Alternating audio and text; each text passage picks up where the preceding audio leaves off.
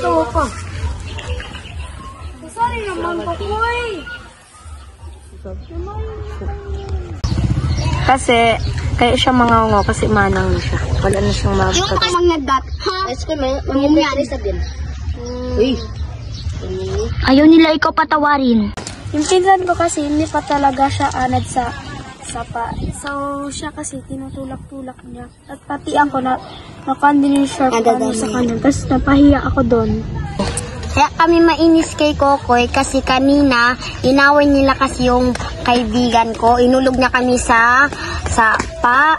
Nagsabi si Alina, girit daw yung short pan niya. Matigas kasi ulo ni Kokoy. Doon din sa sementeryo, sinabi niya pa doon daw kami video. Matigas na tapos nagalit yung si Cookie. Ay pa ni Cookie, wag daw doon mag-vlog kasi masama daw doon ba kasi tayo yung maano ba. Mangrag ka lang.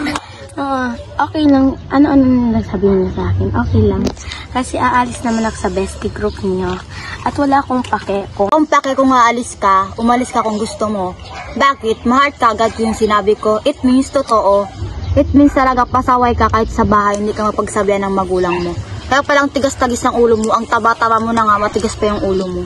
Pukpukin mo kaya ng bato. Mamatay ka yata ano? Sana nga. Tina kasi, kinuha niya yung pako, tapos malapit na ako malunod. Alam mo, di ako makalangoy. At ako naman, gusto ko ayaw ko maligo na sapa. Ang iniano ko lang ang acting. Kaya ako masyadong maingay kasi excited ako. Kaya huwag kayong magalit sa akin kasi bihira lang ako magsama sa inyo at hindi ako naglalabas ng bahay. Kasi kung maglabas ako ng bahay, inaaway ako nila Boyet. Madami nag-aaway sa akin, kaya ayaw ko maglabas sa bahay. At ano pa? Cellphone na lang ako na. Gusto matulog ako ng manga. Gusto makagising din ako ng 1. Gusto ko mag-cellphone na lang ako hanggang gabi. Minsan na kaya ako nakakalabas sa kanyan. Ayoko tanong, mas yung classmate ko galit sa akin. Ikaw na sila iniano.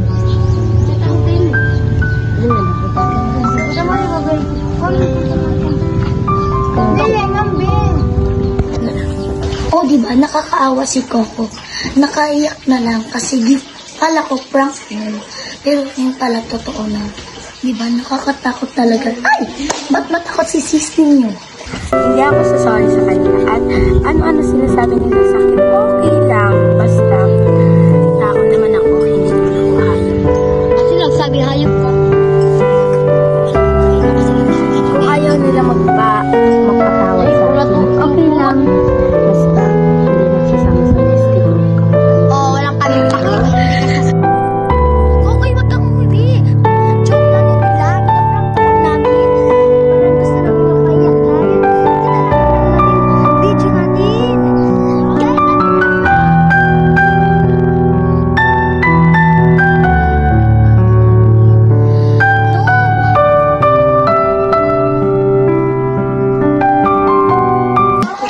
Dapat, hindi na lang tayo nag-away-away kasi ka-team bestie group man ka, diba? Team.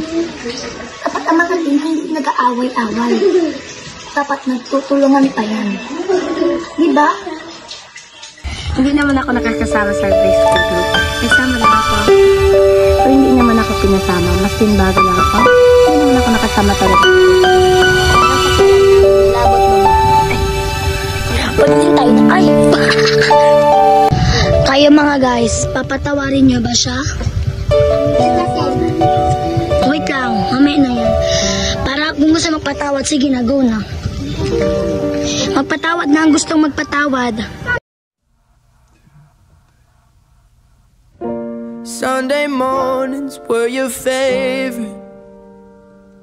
I used to meet you down on Woods Creek Road. You did your hair up like you were famous, even though it's only church where we were going. Okay lang. No, Sunday mornings I just sleep in. Ikaw, mag-sorry ka. Ano ginawa ko sa inyo? Sorry na O magsabihan ka kasi, hindi kasi matigas yung ulo mo. Kung magtulog si Kevin ko, ano sabihin niyo na lang. I don't know if I believe